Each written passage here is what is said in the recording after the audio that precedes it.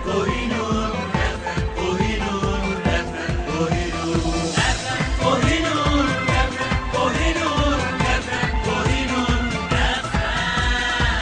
मन के धड़कन गर्व के नूर इहे अपन FM कोहिनूर। सूचना संगीत लोकतंत्र के मूल आधार यह है 87.7 मेगाहर्ट्ज रेडियो कोहिनूर के आवाज। नमस्कार, आदाब, अस्सलाम वालेकुम। आप सुन रहे हैं रेडियो कोहिनूर FM 87.7 मेगाहर्ट्ज। मैं हूं अब्दुल रहमान, मेरे साथ है हमजा अली शेख और आज के हमारे खास मेहमान भारतीय शायरी दुनिया के इस समय सबसे चमकते हुए सितारे और आप सबों के महबूब शायर जनाब इमरान प्रतापगढ़ी जी का स्वागत करते हैं रेडियो कोहिनूर FM परिवार की तरफ से। बहुत शुक्रिया, मुझे भी अच्छा लग रहा है आपके परिवार में आकर के।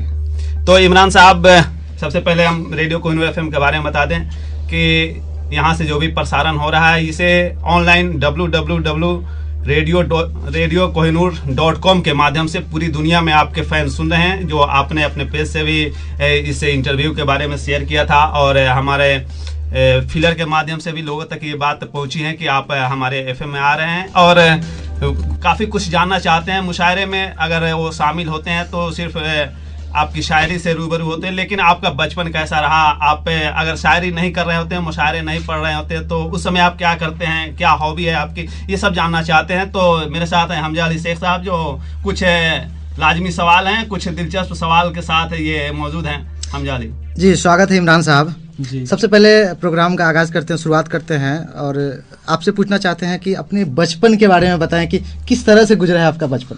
हाँ, पहली बात तो आप सबका शुक्रिया कि मुशायरे और फेसबुक और सोशल मीडिया के तमाम और ज़रियों के अलावा भी आपने मुझे एक मौका मुहैया कराया ताकि मैं लोगों के घर तक पहुंच सकूं अपनी तमाम ज़िंदगी से जुड़ी चीज़ों के हवाले से।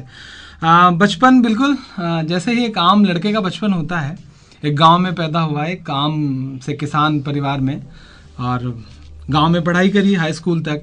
इंटरमीडिएट करने के लिए पहली बार शहर आया, तो बिल्कुल एकदम जिसे आप कह सकते हैं कि जैसे मुझे सुनने वाले एक एक इंसान का बचपन जैसे गुजरा है वैसे ही मेरा भी। तो इमरान साहब, जैसा कि आपने भी कभी शेयर किया है और जैसा कि कुछ ज़्यादा जो ऑनलाइन रहते हैं उन तक ये बात पहुंची है कि आप विज्ञान के छात्र रहे हैं, इंटर तक शायद आप बायोलॉजी लिए थे, लेकिन आपको ये शायरी का शौक कैसे आ गया कि हाँ हम शायर हो सकते हैं, या मुझे लिखने की वो काबिलियत आ गई कि हम शायरी की दुनिया में अपना मकाम बना सकते हैं? हाँ, एक्चुअली अब्बू डॉक्टर हैं तो वो चाहते थे कि मैं भी डॉक्टर बनूं। इंसान जिस प्रोफेशन में होता है सोचता है कि बेटा उससे बेहतर उसी प्रोफेशन में करे। यही सोच करके उन्होंने एक दबाव बनाया कि मैं MBBS करूं, तो उसके लिए जाहिर सी बात है इंटरमीडिएट बायोलॉजी से करना था।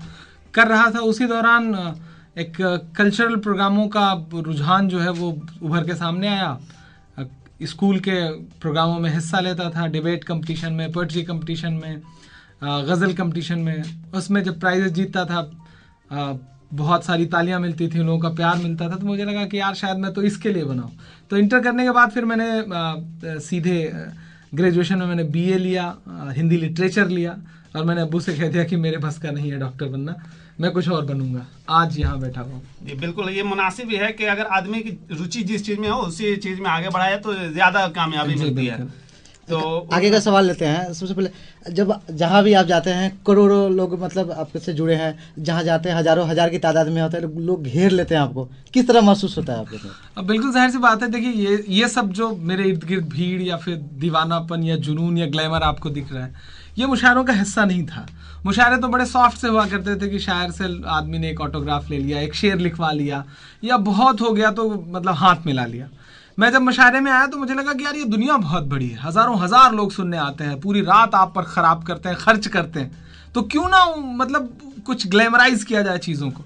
तो मैं आया ही था इस दुनिया को बदलने के लिए। और बिल्कुल जब मतलब लोग कहते हैं कि मुशायरे में स्टारडम आया, ग्लैमर आया, पैसे आए मेरी वजह से, तो ये सब सुन के अच्छा तो लगता है, जाहिर सी बात है, सुकून मिलता है कि चलो जहाँ है वहाँ बेहतर है, वहाँ काफ़ी बेहतर किया है मैंने, मुशायरों को अच्छा किया है मैंने। आप अपने जो शायराना जो आपका ये अंदाज है या शायरी में आप जब से आए हैं, आप किस शायर से ज़्यादा प्रभावित हैं? या एक होता है ना कि एक आइडियल होता है किसी न किसी चीज़ का, वो आप किसे मानते हैं? एक्चुअली मेरा आइडियल तो मैं खुद हूँ। मुझे ऐसा लगता है कि मैं अपना आइडियल मैं खुद हूँ। कोई ऐसा नहीं है जिसे मैं आइडियल मानूं। हाँ, सुनता हूँ, बड़ों को खूब सुना है, राहत साहब को ज़मीन में बैठ के सुना है, वसीम साहब को ज़मीन में बैठ के सुना है, मेराज फैज़ाबादी साहब को ज़मीन में बैठ के सुना है। लेकिन जिसे एक शायर ने मुझे बहुत मुतासिर किया वो है पाकिस्तान के एक शायर गुजरे हैं, हबीब जालिब। बिल्कुल इनकलाबी शायर थे, 10 साल उनके जेल में गुजरे हैं। तो उनकी ज़िंदगी ने, उनकी शायरी ने मुझे बहुत मुतासिर किया और कोशिश करता हूँ कि उन जैसा बन सकूँ।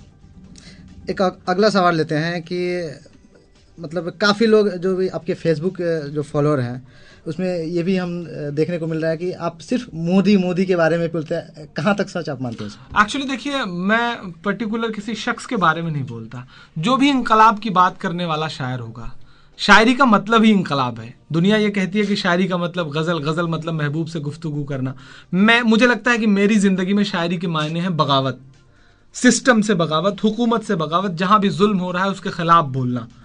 तो अब सिस्टम के खिलाफ जब आप बोलेंगे तो सिस्टम यानी कि जो सत्ता है उसकी गद्दी पर, चाहे वो मनमोहन सिंह बैठे हो, चाहे नरेंद्र मोदी बैठे हो या कोई भी बैठा हो, जाहिर सी बात है जब आप हुकूमत की आंख से आंख मिला के बात करेंगे तो जो बादशाह है वो आपके निशाने पर होगा। इससे पहले 2014 से पहले भी मेरी यही आवाज़ थी, इतनी ही मुखर आवाज़ थी। उस वक्त मनमोहन सिंह जी हुआ करते थे। कभी ऐसा इल्ज़ाम नहीं लगा कि इमरान साहब आप सिर्फ मनमोहन सिंह जी के बारे में क्यों बोलते हैं। तो जो ज़्यादा जुल्म करेगा उसके ज़्यादा जुल्म गिनाए जाएंगे, उसका नाम ज़्यादा आएगा। तो ये तो सोशल मीडिया पे कुछ ऐसे लोग बैठे हैं जो अपने नेता के बचाव में कहते हैं कि इमरान साहब आप तो सिर्फ एक को टारगेट करते हैं। अच्छा, काफ़ी सारा आपने नज़्म लिखा है, पढ़ा भी है, काफ़ी लोग ने सराहा है। आपके अंदर कौन सा वो नज़्म है जो आपको अंदर से झकझोर देता है? एक्चुअली बहुत सारी नज़में। किसी माँ से अगर आप ये पूछें कि वो किस बेटे से ज़्यादा प्यार करती है, अपने किस बच्चे से ज़्यादा प्यार करती है, तो मुझे लगता है कि वो शायद फैसला ना कर पाए। उसी तरह से एक शायर की हर एक नज़्म, हर एक शायरी, हर एक गज़ल, हर एक कते उसके, वो पूरी तरह से उसके बच्चों की तरह होते हैं। तो मेरे लिए फ़ैसला मुश्किल है। हाँ, बस ये है कि किसी की तरफ झुकाव ज़्यादा होता है। मैं फ़लस्तीन की नज़्म को अपने दिल के बहुत करीब पाता हूँ। इस बीच नजीब की नज़्म को बहुत दिल के करीब पाता हूँ। लेकिन सबसे ज़्यादा मुश्किल जिस नज़्म को कहने में हुई है वो कश्मीर की नज़्म है। 2 साल से ज़्यादा मैंने कश्मीर पर पढ़ा है, तब जाके मैं कश्मीर की नज़्म कह पाया। तो अलग अलग नज़रिए से सोचूं तो अलग अलग नज़में हैं जिन्हें बहुत करीब पाता हूँ। कोई भी एक अपना जो पसंदीदा नज़्म जरा हमारे श्रोता के लिए। नहीं, मुझे पसंद तो बहुत सारी हैं, सब हैं। अब श्रोताओं को क्या सुनाया जाए ये श्रोताओं पे डिपेंड करता है, या आप बताएं कोई ऐसी बात या ऐसी नज़्म जो मैं एक आध मुखड़ा उसका सुना सकूं। नजीब वाला जो नज़्म है। हाँ, नजीब वाला सुना देता हूँ। एक माँ जिसका बेटा गायब है, पिछले 4 महीने होने को आए हैं, और दिल्ली कि गलियों में भटक करके वो चिल्ला करके अपने बेटे को तलाश रही है और सिस्टम सुन नहीं रहा है। तब ये नज़्म हुई थी कि सुना था कि बेहद सुनहरी है दिल्ली, समंदर सी खामोश गहरी है दिल्ली, मगर एक माँ की सदा सुन न पाए तो लगता है गूंगी है, बहरी है दिल्ली।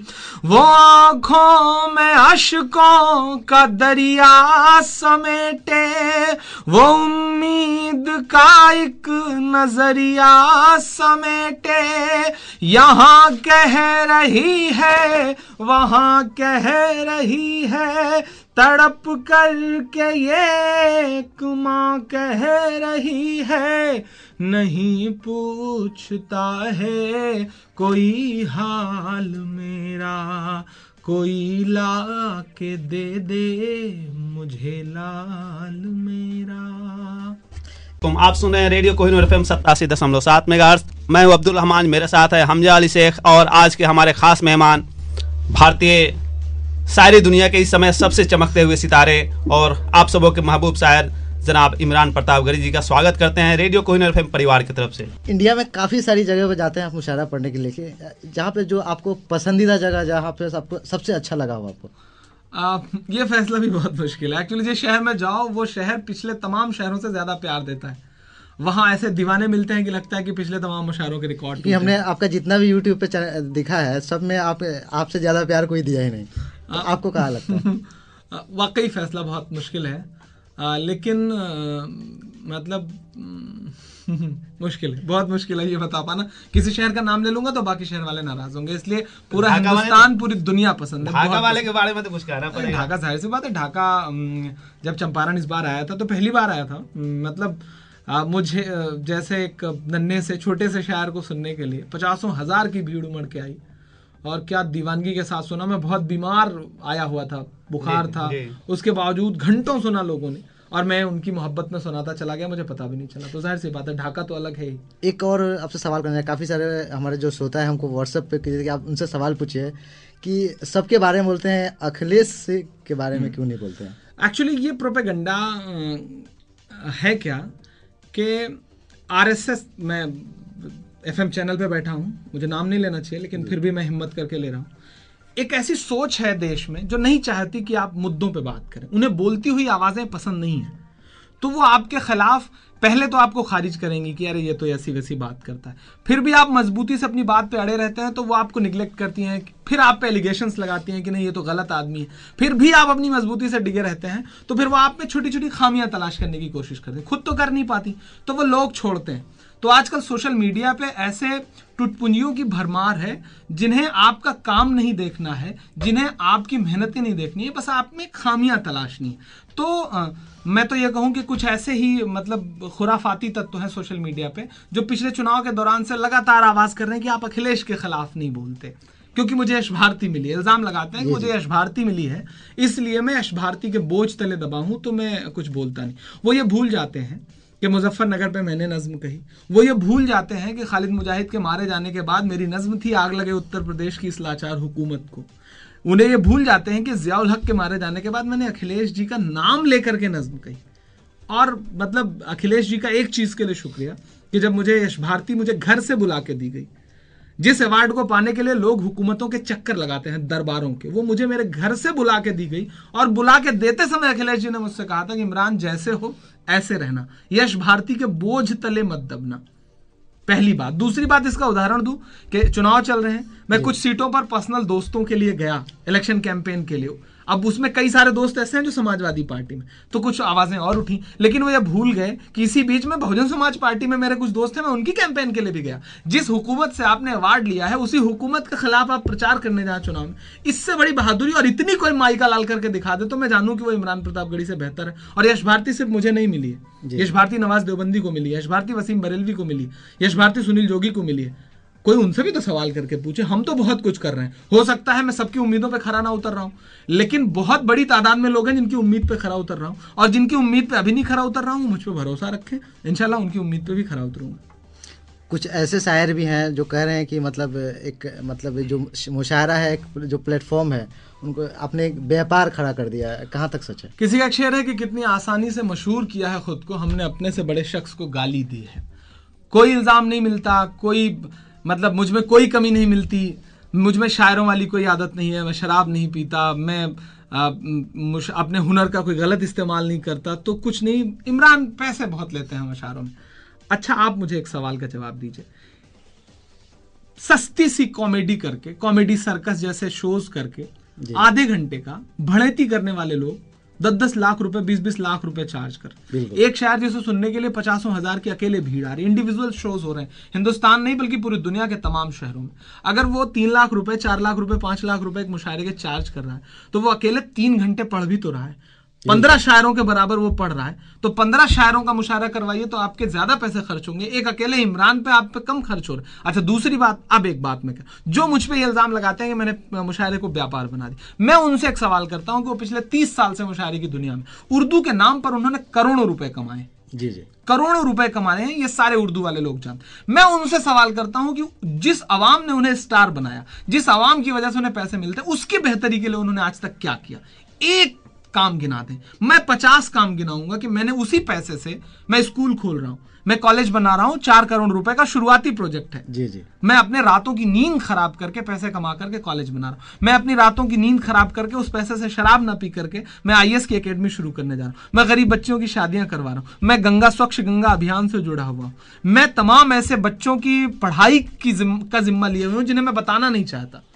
तो ये सारे काम अगर कोई पैसे लेकर के, अपने हुनर का पैसा लेके, आपकी जेब में डाका तो डाल नहीं रहा हूं, मांग रहा हूं, दुनिया दे रही है, मेरे हुनर का पैसा दे रही है। आप भी तो पैसे ले रहे हो, आप भी इमरान जितना मांग के देखो, आपको मिले तो आप भी लो, मैं कहां मना कर रहा हूं। अगर आप कहते हैं कि मुशायरे व्यापार नहीं है तो आप छोड़ दीजिए मुशायरे में पैसे लेना, फ्री में पढ़ना शुरू कर दीजिए, और मैं जो सोशल कॉज कर रहा हूं उसके लिए मुझे पैसा दीजिए, मैं मुशायरे में फ्री पढ़ना शुरू कर दूंगा, मैं पैसे नहीं लूंगा मुशायरों में। बिल्कुल, अगला सवाल इसी से जुड़ा हुआ था कि जो अदब से जुड़े हुए शायर, जो बुजुर्ग शायर या पुराने शायर हैं, वो शायद आपसे स्टेज शेयर करना इस समय पसंद नहीं कर रहे हैं। शायद आपका नाम जहां आता है वहां अपना नाम विड्रॉल कर लेते हैं, या पहले पूछते हैं कि इमरान आ रहा है तो मैं नहीं आऊँगा, ये मुझे बुलाना है या इमरान को बुलाना है। तो इसके बारे में क्या ख्याल है? दोनों तरह के शायरी, तहत से पढ़ने वाले और तरन्नुम से पढ़ने वाले, और आज के जो आप शायरी कर रहे हैं और पुराने जो शायर थे, जो जैसा कहते हैं रुखसार, प्यार, मोहब्बत, दोनों एक साथ क्यों नहीं हो सकते? एक्चुअली मेरा ख्याल है कि अमिताभ बच्चन को शाहरुख खान के साथ काम करने में क्या दिक्कत हो सकती है, दिलीप कुमार को शाहरुख खान, सलमान खान के साथ काम करने में क्या दिक्कत हो सकती है? अगर दिक्कत है तो फिर दिक्कत शाहरुख खान और सलमान खान में नहीं है, पहली बात।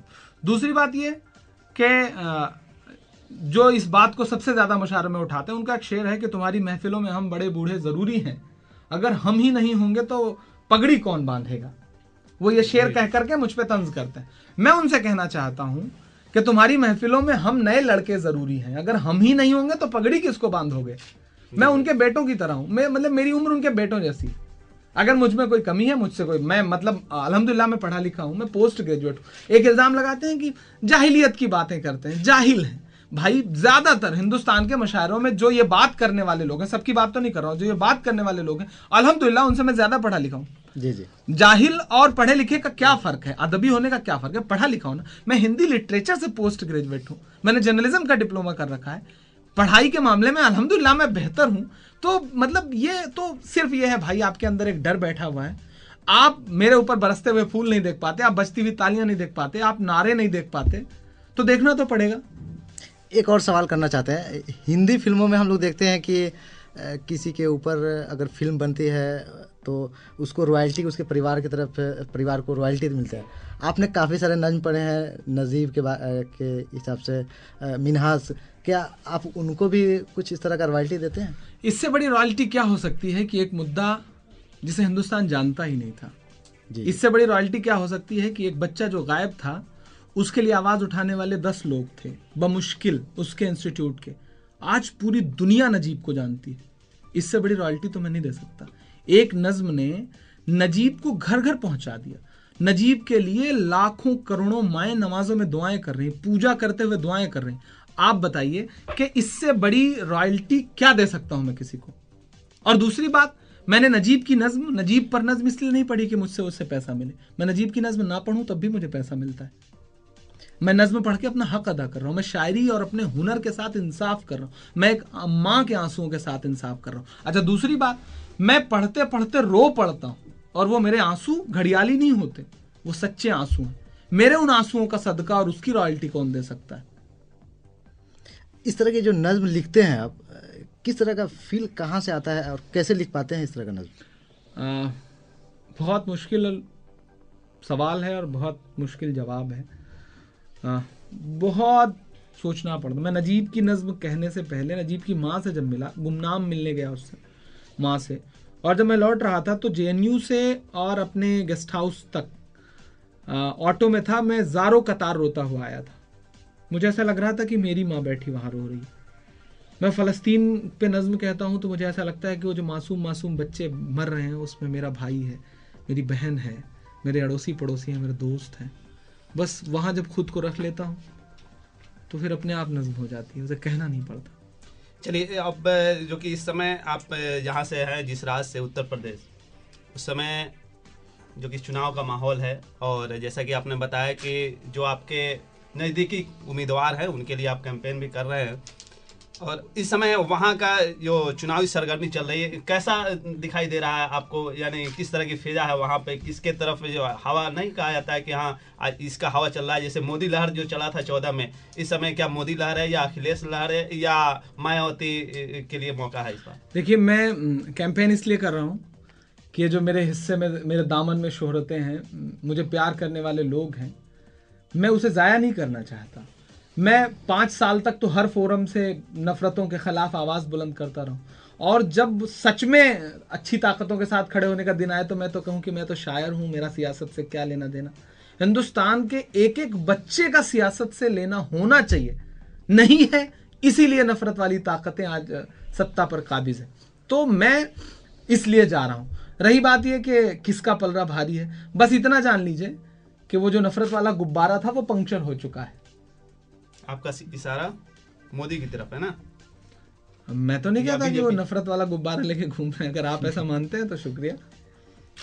एक और सवाल पूछना चाह रहे हैं कि इतनी सारी भाग दौड़ की ज़िंदगी है आपकी, पूरे ऑल ओवर इंडिया में आप टूर करते हैं, कैसे संभाल पाते हैं अपने आप को? यही काश यानी कहने का मतलब है कि इतना फिट कैसे है, मतलब क्या अच्छा लगा कि आपने ये इस सवाल फिटनेस का पूछा, राज? पहली बार किसी ने सवाल पूछा। मेरी बड़ी गाड़ी देखने वाले, मेरे मुशायरों के बड़े पैसे देखने वाले, मुशायरों को व्यापार बना देने का इल्ज़ाम लगाने वाले 2 दिन मेरे साथ रह लें, तोबा करके घर बैठ जाएंगे। मतलब मैं 1100 किलोमीटर बाई रोड सफ़र करके नेपाल में बैठा हूँ इस वक्त, और मैं घंटे भर 2 घंटे माइक पे खड़ा रहा और लौट के फिर सीधे तकरीबन 700 किलोमीटर बाई रोड जाऊंगा। पैसे के नाम पे कोई क्या दे देगा, मैं तो यहाँ मोहब्बत निभाने आया था। कैसे फिट रखते हैं अपने आप को? ये जो दुआएं हैं ना, ये जो तालियों का शोर है, ये जो आपके कान में मतलब आपके नाम की गूंज है ना, ये बहुत ताकत देती है। मतलब मेंटलिटी फिट रहते हैं। बस आप जहन से फिट हैं तो फिर बाकी फिट है। बाकी थोड़ा सा कभी कभार गांव जाता हूँ तो दोस्तों के साथ क्रिकेट विकेट खेल लेता हूँ। स्पोर्ट्स में क्रिकेट, बैडमिंटन, टेनिस क्या ज्यादा पसंद है आप? नहीं पसंद, मतलब फुटबॉल बहुत पसंद है, बट खेल पाता हूँ बैडमिंटन और क्रिकेट ही, क्योंकि फुटबॉल का चलन ही नहीं है हम लोगों की तरफ। तो आपका फेवरेट क्रिकेट प्लेयर? बड़ा मुश्किल सवाल है, अलग अलग वक्त में बदलते रहे। वसीम अकरम बहुत पसंद रहे, इस बीच एबी डिविलियर्स, थोड़ा थोड़ा विराट।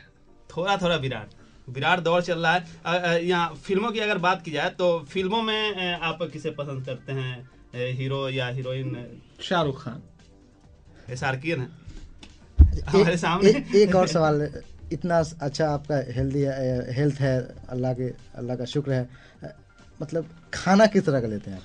बिल्कुल, मतलब सच ये है कि मेरी पसंदीदा मतलब डिश आप जिसे कह सकते हैं वो दाल चावल है, वो सब्जी रोटी है, चटनी रोटी है।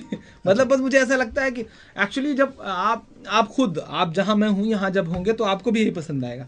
एक्चुअली जब आप 5 स्टार कल्चर जीने लगते हैं, आप जिस शहर में जा रहे हैं वहाँ 5 स्टार होटल्स हैं और 5 स्टार होटल्स के खाने हैं, तो धीरे धीरे ऐसा लगता है कि काश वो पुराने दिन लौट आते जब अम्मी चूल्हे पर मोटी वाली रोटी बनाती थी हाथ से, और फिर वो मतलब धनिए की चटनी और आम की चटनी, उसका जो स्वाद है ना साहब, वो दुनिया के किसी भी मतलब होटल में चले जाइए, रेस्टोरेंट में चले जाइए, नहीं मिलता। दुनिया के तमाम शहरों का खाना खाने के बाद अब लगता है यार कि अम्मी के हाथ का खाना ही दुनिया का सबसे अच्छा खाना है। तो और वो भी उसमें वेज, मतलब मैं मतलब मैक्सिमम वेजिटेरियन। तो इस समय आप नेपाल में हैं, तो नेपाल में जो आपका प्रोग्राम रहा, यहाँ आकर कैसा लगा? कई हमारे नेपाली श्रोता, खासकर ये नेपाल में ही ये FM है, तो जो सुन रहे हैं इस समय, आप उन तक पहुँचाए कि यहाँ आकर यहाँ की मेहमान नवाजी कैसी रही? मैं मतलब आपके स्टूडियो में अंदर बैठा हुआ हूँ, रिकॉर्डिंग करा रहा हूँ, और बाहर मतलब चाहने वालों का हुजूम खड़ा है। बस ये समझ लीजिए कि इससे बड़ी मोहब्बत क्या हो सकती है। तो 4 फ्लोर सीढ़ियाँ चढ़ करके लोग आए हैं अगर मुझे यहाँ तक देखने के लिए, तो ये नेपाल की मोहब्बत की इंतहा है। पहली बार आया हूँ, बहुत अच्छा लगा है, और वादा कर रहा हूँ कि बार बार आता रहूँगा। चलिए, तो आप आखिरी अब सवाल ज़्यादा नहीं करेंगे, चलते चलते इस समय जो हमारे श्रोता हैं इसके लिए सबसे फेवरेट एक खुशी देने वाला कोई नज्म वगैरह हो जिसे लोग जाते जाते यानी विदा होते समय वो गुनगुनाते हुए निकले? नहीं, उससे खुशी क्या, बस वो मेरी बहुत आखिरी वक्त, मतलब जब कभी किसी मुशायरे का आखिरी लम्हा होता है तो मैं ये मिसरे ज़रूर पढ़ता हूँ, और आपके श्रोताओं से भी यही कहना चाहता हूँ कि मेरी खुशबू संभाल कर रखना, मेरी खुशबू संभाल कर रखना, दिल पे काबू संभाल कर रखना, तेरे सीने से लग के रोया हूँ मेरे आंसू संभाल कर रखना। बहुत बहुत शुक्रिया। रेडियो कोहिनूर एफएम के आप स्टूडियो में आए, अपना कीमती समय निकाला, इसलिए रेडियो कोहिनूर एफएम परिवार आपका शुक्रिया अदा करता है। बहुत शुक्रिया, मुझे भी बहुत अच्छा लगा। हमजा साहब आपका कोई जी जी बहुत बहुत शुक्रिया आप आए। एक बार लास्ट की आप अपना जो लाखों भी श्रोता सुन रहे हैं आपको कुछ लास्ट कुछ कहना चाहेंगे? नहीं, बस मैं उनसे ये कहना चाहता हूँ, जो भी लोग मुझे सुन रहे हैं उसमें तमाम चाहने वाले भी होंगे, तमाम ऐसे भी होंगे जो तनकीद की नज़र से सुनते रहते हैं, खामियां तलाशते रहते हैं। उनसे बस मैं एक चीज़ कहना चाहता हूँ कि एक आवाज़ जिसे आप ही ने बड़ा किया है, एक आवाज़ जिसे आपने ही ताकत बख्शी है, एक आवाज़ जो आज लाखों करोड़ों लोगों की आवाज़ है, जब आपने उसे मजबूत किया है तो उस पर यकीन रखिए। जी जी। और अगर आपने उस पर भरोसा जताया है तो उस भरोसे को थोड़ा सा लंबे दिन तक टिकाइए। मैं पूरे यकीन से, पूरे ईमान से, पूरी ईमानदारी से ये बात कह रहा हूँ कि मैं मशारे की दुनिया में आया हूँ इसलिए नहीं कि मैं चंद तालियां समेटूंगा, चंद पैसे समेटूंगा और किताबों में दफन हो जाऊंगा। मैं तारीख बदलने आया हूँ और इस मुश्किल सफ़र में कभी कभी अगर मैं आपको डगमगाता लगूं, फिसलता हुआ नज़र आऊं, तो आप मेरे गार्जियन की तरह मेरे साथ खड़े होइए। इंशाअल्लाह मेरे बाद आने वाली नस्लें ये कहेंगी कि कोई एक शायर था और उसने तारीख बदल के रख दी। ये जुनून इंशाअल्लाह ज़िंदा रहे मुझ में, उसके लिए ज़रूरत है कि मेरे साथ खड़े होइए। और हर इंसान में खामियां होती हैं, हो सकता है मुझ में भी हों, आप में भी होंगी, जो तनकीद करने वाले लोग हैं उनमें भी खामियां हैं। तो अगर किसी में 100 अच्छाइयाँ हैं और चंद खामियां हैं तो अच्छाइयों पे चर्चा करिए, इंशाल्लाह हो सकता है मेरी खामियां उनसे दूर हो जाए। तो सारे चाहने वालों से और जो नहीं चाहते उनसे भी यही कहना, जो कोहिनूर एफएम सुन रहे हैं, सुनते हैं, उनसे भी बस यही कहना है कि अपनी मोहब्बतों का सिलसिला बनाए रखिए, क्योंकि डॉक्टर बशीर बट साहब का एक शेर है कि कहाँ आंसुओं की सौगात होगी, नए लोग होंगे, नई बात होगी, मैं हर हाल में मुस्कुराता रहूंगा, तुम्हारी मोहब्बत अगर साथ होगी, चरागों को आंखों में महफूज रखना, बड़ी दूर तक रात ही रात होगी, मुसाफिर हैं हम भी, मुसाफिर हो तुम भी, किसी मोड़ पर फिर मुलाकात होगी। बहुत बहुत शुक्रिया आपका। ये थे हमारे साथ, ये थे हिंदुस्तान के महबूब शायर और नौजवानों के दिलों के धड़कन इमरान प्रतापगढ़ी साहब। यश भारती अवार्ड से सम्मानित हो चुके हैं। उत्तर प्रदेश का सर्वोच्च ये पुरस्कार है और उम्मीद करते हैं कि इसी तरह आगे बढ़ते रहेंगे और जो भारत का सबसे जो सर्वोच्च पुरस्कारों में से है पद्मश्री, पद्म विभूषण और वहां तक पहुंचेंगे, ये हमारी शुभकामनाएं आपके लिए। ये दुआ अगला पड़ाव वही है। जी बिल्कुल, शुक्रिया शुक्रिया।